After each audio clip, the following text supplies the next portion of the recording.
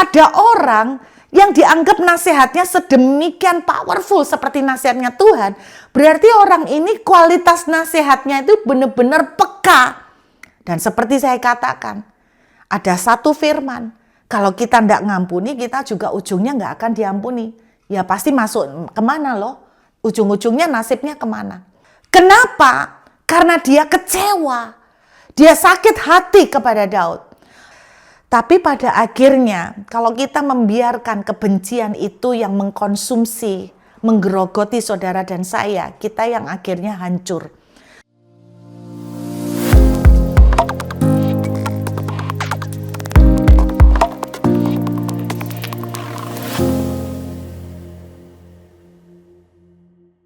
Dalam Mazmur pasal 55, kita bisa membaca dari ayat yang ke-13 sampai dengan ayat yang ke-14. Kalau musuhku yang mencela aku masih dapat menanggungnya. Kalau pembenciku yang membesarkan diri terhadap aku masih dapat menyembunyikan diri terhadap dia. Tetapi engkau orang yang dekat dengan aku, temanku dan orang kepercayaanku.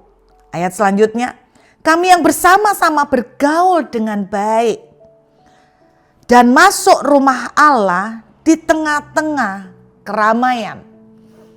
Saudara, saya yakin kita semua setuju ya. Orang yang punya potensi yang sangat menyakitkan buat kita adalah orang yang makin dekat. Kalau orang itu nggak terlalu dekat sama kita, seperti saya misalnya nih, dibilang sama satu sopir taksi itu anaknya ya. Itu nggak akan sampai ya marah sebentar aja, tapi nggak sampai akan tidur dibayang-bayang, terus kebayang wajah sopir taksinya, kurang ajar banget, nggak sopan, nggak sampai segitu.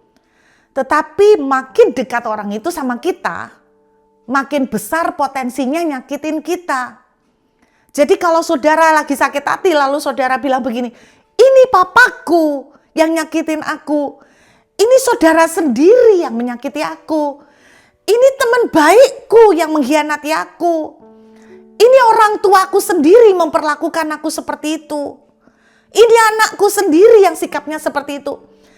Anda akan perhatikan nada-nada kemarahan yang begitu dalam. Pantas, wajar.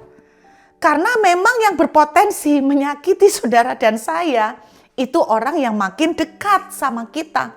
Makin dekat, makin akrab, itu juga yang akan makin menyakiti dan melukai. Daud juga mengalami yang sama di Mazmur pasal 55. Yang menyakiti dia di sini, itu bukan Absalom anaknya saudara, bukan. Tetapi seorang penasehat yang menjadi orang kepercayaan Daud, namanya Ahitofel. Ahitofel ini siapa? Ahitofel ini adalah kakek dari Batsyeba. Jadi Ahitofel ini Alkitab menceritakan dia seorang penasehat yang nasihatnya itu dipercaya seperti nasihat dari Tuhan sendiri. Wow, keren banget kan? Kalau ada orang yang dianggap nasihatnya sedemikian powerful seperti nasihatnya Tuhan, berarti orang ini kualitas nasihatnya itu benar-benar peka. Kalau orang kayak gini saudara, ngasih saudara dan saya nasihat misalnya di dalam pekerjaan, wah saya yakin pekerjaan kita akan sukses. Kalau orang seperti ini sampai dipercaya pewahyuan yang dia terima tuh dari Tuhan, wah saya bayangkan kalau dia yang ngasih nasihat, ini waktunya beli emas, ini waktunya jual emas. Wah, saudara dan saya akan sukses cepat ini. Akan berhasil cepat, kaya cepat nih gara-gara nasihat yang sangat jitu kayak gini. Ini Ahitofel, saudara. Dengan penyertaan Ahitofel inilah, Daud itu bisa digiring sampai menjadi raja yang sangat sukses. Dan pemerintahannya dia menjadi pemerintahan yang sangat jaya. Namanya Ahitofel ini penasihat yang luar biasa. Tetapi penasihat yang luar biasa ini di kemudian hari mengkhianati Daud. Kenapa? Karena dia kecewa. Dia sakit hati kepada Daud. Akhirnya dia mengambil keputusan, dia bersekutu, bersekongkol dengan Absalom. anak Daud yang juga mengkhianati papanya sendiri. Jadi dalam hidup Daud itu, Daud ngalamin juga dikhianati oleh orang-orang yang sangat dekat dengan dia. Termasuk anak dan Ahitofel penasihatnya. Zaman dahulu saudara sedemikian akrab dan dekatnya Daud dengan Ahitofel. Sampai seperti soulmate ya.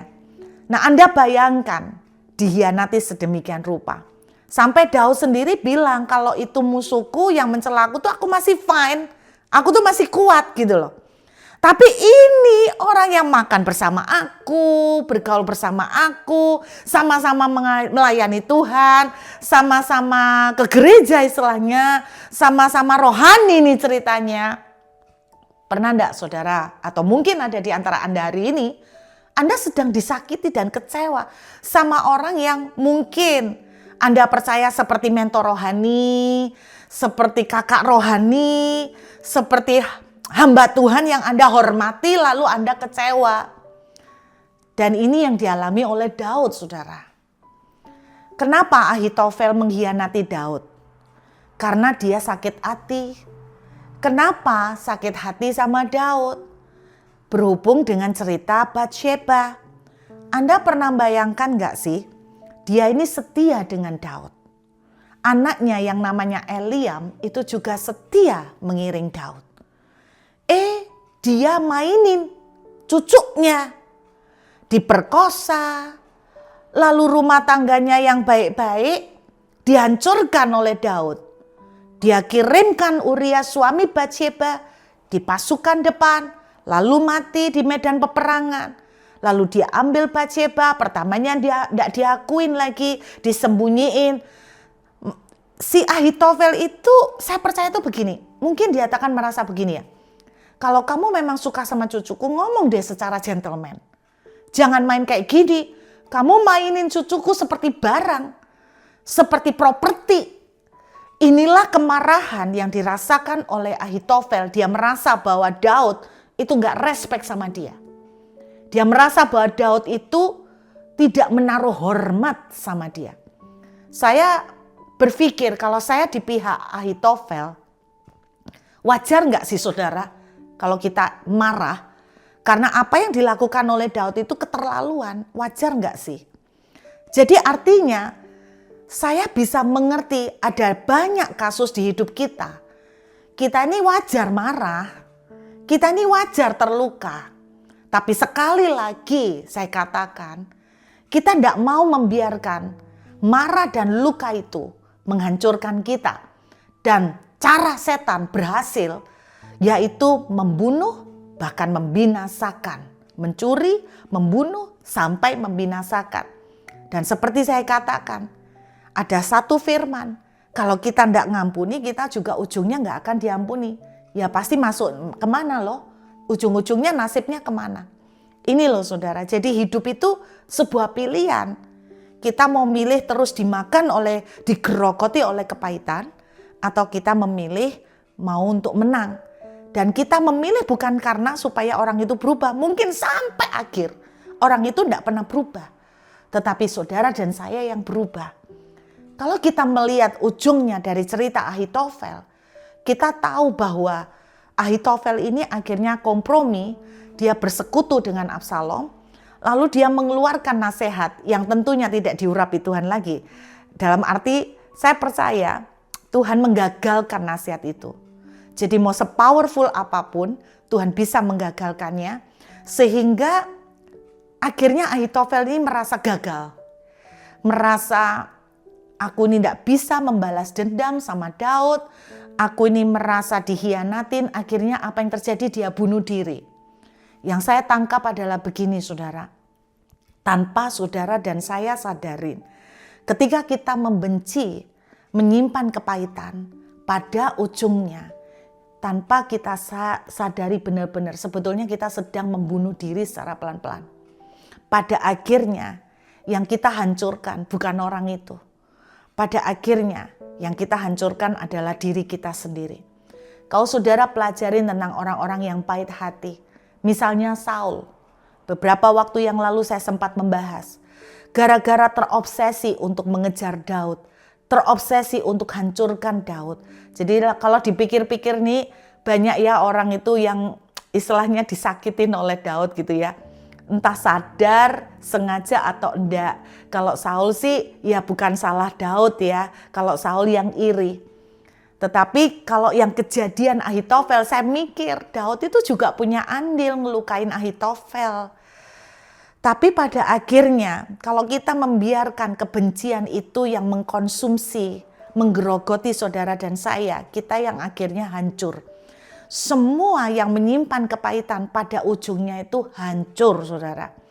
Saul mengerahkan segala kekuatan untuk terus-menerus berupaya untuk hancurkan Daud. Tetapi pada akhirnya kita bisa melihat ketika dia terus fokus mengejar Daud, dia tidak konsen untuk mengalahkan orang Filistin. Sampai akhirnya musuh sesungguhnya orang Filistin menjadi semakin kuat dan orang Filistin ini yang bunuh Saul. Kalau dipikir-pikir, bukan orang Filistin yang bunuh Saul. Kalau kita pikir-pikir, yang membunuh Saul karena gara-gara kepahitannya, gara-gara kebenciannya, dia tidak fokus lagi di dalam pertempurannya. Energinya sudah terkuras untuk mengejar Daud yang dia benci. Sehingga akhirnya menurut saya, yang pada ujungnya menghancurkan dan membinasakan Saul adalah karena kebenciannya sendiri.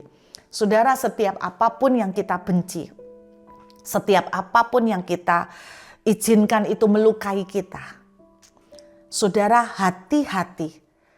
Karena yang sedang dihancurkan bukan orang itu. Kebencian itu menghancurkan kita sendiri. Apapun yang kita sentuh, gak akan ada yang jadi bagus. Apapun yang kita kerjakan, pada akhirnya akan sia-sia. Apapun yang kita lakukan, pada akhirnya akan menuju kehancuran. Apapun yang kita lakukan di dalam pelayanan, Tuhan berkata begini, kalau kamu mau mempersembahkan korban, kamu teringat ada sesuatu di hatimu mengenai saudaramu, tinggalkan, selesaikan dulu, baru kembali mempersembahkan korban. Intinya kan berarti kalau kita membenci orang, apapun yang kita lakukan di dalam pelayanan, semua gak ada nilainya. Semuanya hancur. Karena itu saudara, berhati-hatilah dengan yang namanya kepahitan, saudara. Saya yakin Tuhan empatinya luar biasa. Tuhan mengerti apa yang kita rasakan. Tuhan mengerti bagaimana orang itu melakukan ketidakadilan kepada saudara dan saya. Tapi pada akhirnya kita dihadapkan kepada pilihan untuk kita yang memutuskan. Apakah saya mau memutuskan untuk membiarkan kepahitan ini menggerogoti saya seperti kanker, ataukah saya mau memutuskan untuk menang? Keputusan untuk menang, keputusan untuk sembuh tidak akan mengubah orang yang menyakiti kita. Tetapi yang pasti itu akan merubah saudara dan saya, dan yang lebih luar biasa itu yang akan menyelamatkan saudara dan saya. Menyelamatkan dari apa? Dari kehancuran, dari kebinasaan, baik kebinasaan kekal maupun kehancuran di dunia ini. Karena saya percaya ketika kita mengambil keputusan untuk mengampuni, maka pintu berkat akan juga terbuka buat kita. Maka pintu mujizat juga akan terbuka buat kita. Ayo saudara, kita memampukan, istilahnya mengambil keputusan. Tuhan akan memampukan saudara. Ketika kita mengambil keputusan pertama kali itu akan sangat sakit. Tapi Tuhan akan memampukan. Makin ingat sakit lagi, kita bilang aku mau ngampunin. Ingat lagi, aku mau mengampunin. Ingat lagi, aku mau mengampunin. Pada satu titik kita ingat lagi dan kita tidak sakit lagi. Kita bisa cerita, tapi kita bisa tercerita dengan senyum dan tidak ada luka sama sekali. Hanya bekasnya di mana menjadi saksi cerita kita. Tapi kita tidak akan sakit hati lagi. Saya berharap kita akan maju dan menang bersama dengan Tuhan.